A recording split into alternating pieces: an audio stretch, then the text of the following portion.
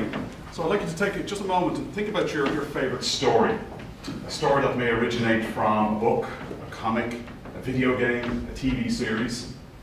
And think about how that story was crafted. A very smooth narrative to bring together kind of discrete elements of the different characters, to expose the story arcs as they came about, to kind of bring that story to you in a way that you understand and unfold in a really nice way.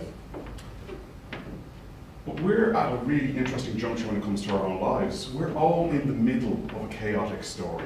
We're the lead character in that story.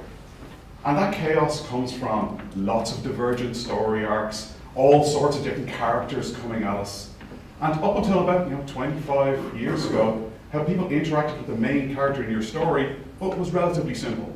They might speak to you face to face, they might call you on a telephone, they might send you a letter. But things have changed. The ways in which people deal with us, the manifestations of ourself have proliferated. We are a LinkedIn profile. We are an @ on Twitter. We are an endpoint on Facebook. So our digital self is now in all of these different places, and people are interacting with us in all of those different ways. And that leads to an awful lot of kind of cognitive overload and a lot of different challenges. So how can we reconcile all of these disparate feeds? How can we get control of that? How can we understand our story? So in ADAPT, we're dealing with this in a number of different ways. I'm going to talk about two challenges that we're addressing. The first one is the right information at the right time. How can I be sure that when I deliver something to you, that it's going to make sense at a time when you can make sense of it, you can do something with it? And the second thing I'm going to talk about is user control. How can you gain control over all of the variety of things that are going on around you? So when we look at the right information at the right time, we decided we'd deal with a particularly difficult challenge, and that of notification delivery. Our mobile devices have been designed in such a way that it's kind of backwards. The notifications are prioritized based on the sender.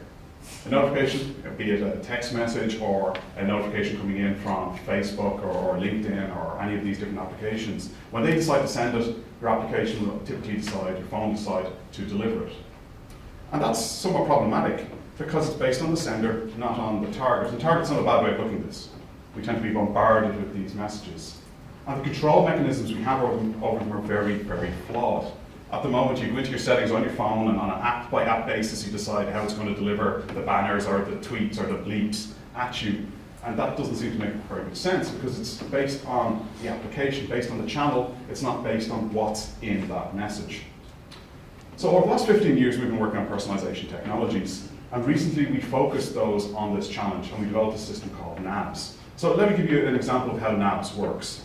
NABS looks at the content of the message, understands it in context of what the user is currently doing relative to their location and what they're trying to do, and it determines whether it should deliver it right now, deliver it a little bit later, whether it should compress it with other similar messages that are originating, and then figure out what to do.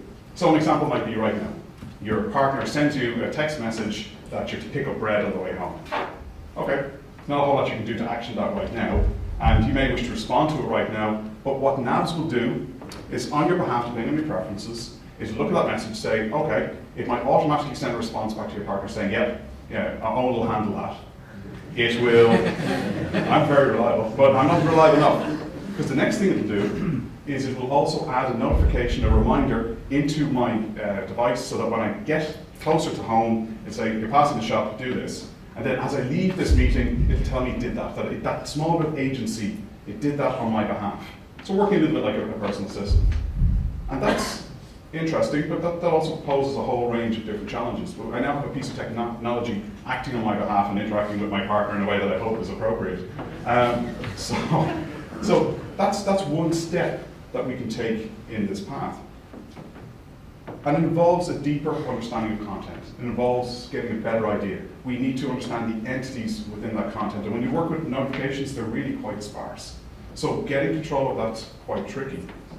So how can I as a user be sure that things are working on my behalf? And that brings us to the second challenge, the challenge of user control. So if we're going to get a little bit of an understanding of the content of our story, how can I be sure that I'm going to control the story? Because after all, I'm the main character, and I'm not a passive character.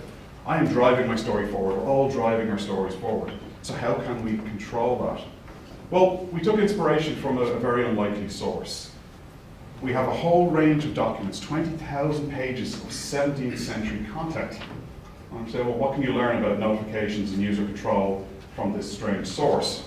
Well, what we actually learned was by looking at the historians who worked with this material. All of this material had been digitized, and we've observed the processes that they carried forward as they worked with this chaotic mess.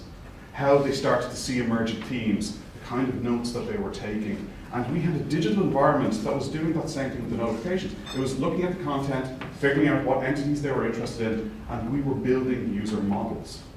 And our user modeling technology is really quite advanced at this stage. We have a very good idea of what a user's interests are based on the behaviors that they betray through their interactions with digital systems. But there's kind of the barrier for us, because the historians didn't only work with this digitized source. They also worked with a whole range of analog sources, and that's very similar to our own lives. Our whole life is not digital. We have a whole range of things that we do that come from a variety of different sources. And moreover, even if user modeling technology did have a broader view of all the different things that you do, how to get inside your mind to know what you want to do next. And this is the step change that's required. This is a revolution in how we're going to interact with our technologies. They're not just tools. We're starting to move to co-creation with technologies, where we're building an environment, a way of interacting with your digital devices, a way of interacting with what's being presented that encourages you to participate. And why would you do that? And this is, again, something we learned from the historians. They're following a whole lot of parallel and complex leads as they're trying to narrow down the story that's within this content. So trying to get them to expose those leads in a very deliberate way into a digital environment was what we tried to support there. And what we found is that when we exposed the user model first off to them in a visual way that allowed them to control it, groom it, add new things to it, that those users started to experience things they didn't expect. They started to reflect because they could see it visually. So there was a high degree of introspection. Serendipitous discovery occurred because they would see things in their model that they weren't necessarily aware of. So they saw a value in interacting with this thing that's kind of like settings. So earlier I was saying, well, look, app settings and how we control notifications, it's a bit flawed and it's quite tedious. Well, here's a way that we were trying to, in the flow of an experience, allow users to control what they're doing, give them control of the emergent story. So what we're doing there is we're starting to unlock what's in a person's mind. We're starting to blur the lines between the digital self and the physical self. We're starting to make things better through personalization. Thank you.